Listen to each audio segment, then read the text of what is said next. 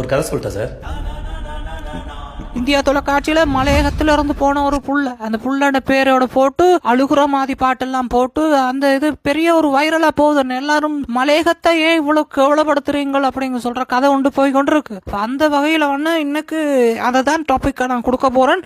அண்ணன், சீ தமிழ்காரர்கள்ட்ட நான் தெரியாம தான் கேட்கிறேன் அண்ணன், திறமைக்கு வாய்ப்பு கொடுக்கறதோ இல்லையோ அந்த அனுதாபத்துக்கு தான் என்ன வாய்ப்பு கொடுக்குறாங்க. நாங்களும் ஒவ்வொரு வாட்டியும் இதை பார்த்து பழகி போச்சு, கடந்த முறையும் நடந்து போச்சு.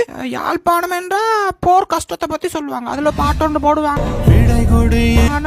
விடைபடும் எங்கள் நாடு. அப்ப எல்லாரும் அழுகுற மாதிரி ஒரு பின்னுக்கு ஒரு பேக்ரவுண்ட காட்டுவாங்க. அப்ப ஆக்கள் எல்லாம் அழுகுற மாதிரி மாமாவை காணல, அண்ணன் காணல என்று சொல்லுவாங்க. பிறகு மலையகம் என்றால் என்ன? மலையகம் என்றால் எங்களோட வீட்டுக்கு வர ரோட்டு சரியில்லை, வீட்டுக்கு கொழுந்து எடுத்து தான் அனுப்புனாங்க. இந்த புள்ள நல்லா பாடு, வாய்ப்பு கிடைச்சிருக்கு. ஆனா ஏன் அவங்களுக்கு அப்படி தாழ்த்தி பேசி பழகுறாங்களா? இப்ப இங்க இருந்து போற பிள்ளைகள் அப்படித்தான்.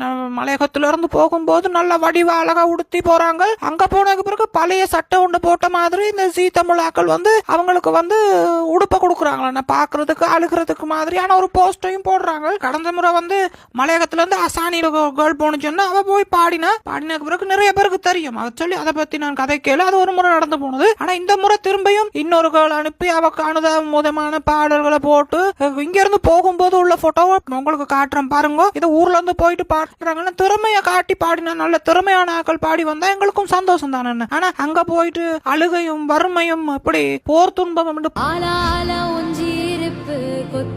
எள்ளு வயல் பூக்களைய பாட்ட கொண்டு என்ன செய்ய போறாங்கன்னு தெரியாம கிடக்கு.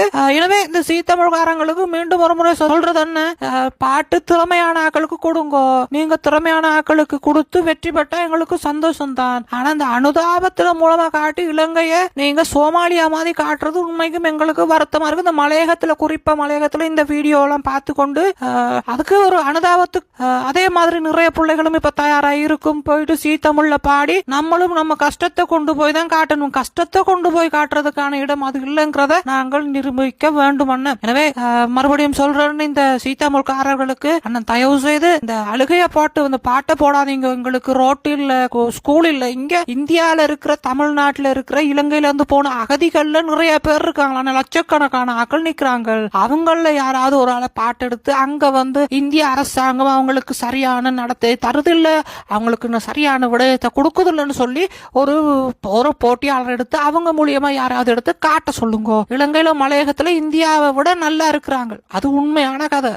இன்னொரு கதையோட சுவாரஸ்யமா உங்களை சந்திக்க நான் தயாரா இருக்கேன் அண்ணன். போட்டு வாரன்.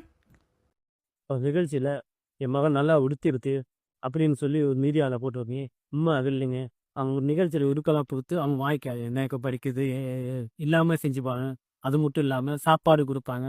எல்லாம் என் பஸ்ஸு கூட காசு கொடுத்து அவங்க எல்லாம் அனுப்பியிருக்காங்க. அங்கே தெரியும் நல்லவங்க இன்னும் இந்தியங்களை அனுப்பியிருக்காங்க. ரொம்ப கஷ்டம் தான் உண்மை, பொய்யெல்லாம் சொல்லலை தானே. பீச்சை மாட்டெல்லாம் உடுப்பெல்லாம் வாங்கி தான் நாங்கள் தெரியும். மண்ட பிச்சில் தட்டிப்பான கல்வி தான் நான் என் பிள்ளைய நான் வாங்கி தைக்க, அந்த பிள்ளையை படிக்க வச்சு அப்படிக்கா இன்னைக்கு அந்த நிலைமையில் இருக்குது. நான் அங்கே அவங்க வச்சுட்டு போகிற மிச்ச சாப்பாடு கொண்டு வந்து தான் நாங்கள் வளர்த்துருக்கோம். எங்கள் ஊரில் யாருக்கு ஏதாவது சொல்லுவாங்க, தட்டிப்பான கல்வி போகலான்னு கூட சொல்லுவாங்க. அப்படி இல்லாத இந்த ஊரில் இருந்து அப்படிதான் தப்பா பேசாது. ரொம்ப கஷ்டமா இருக்கு. நான் பசவி நான் போற நேரமா இல்லை, எங்களுக்கு எனக்கு ஒழுங்கான உறுப்பு இல்லாம போட்டு போறதுக்கு நான் கூட்டாளி பிள்ளைங்க இருக்காங்க, அதுகிட்ட வாங்கி நான் போட்டு போறாங்க.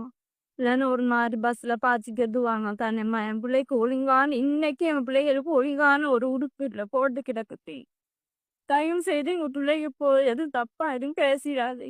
நாங்க இருக்கிறது அதான் நிலைமை. அங்க பொய்ய பேசல, உண்மையத்தான் கும்புறோம். இதுதான் எங்க நிலைமையே, இதுதான். கட்டி கொடுத்த வீட்டில் தான் நாங்கள் வாடுறோம். நெருப்பு பிடிச்சி அதில் தான் நாங்கள் வாடுறோம். எங்கள் ஊரில் இருக்க யார் வேணான்னு கேட்டு பாருங்க. எங்களை பற்றி பெருமோரம் தோட்டம் குருமூர்த்தி அவரோட வீடு எதுன்னு கேட்டால் சொல்லுவாங்க.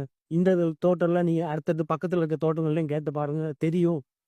ரொம்ப கஷ்டமா இருக்கு அப்படி சொல்லாதீங்க.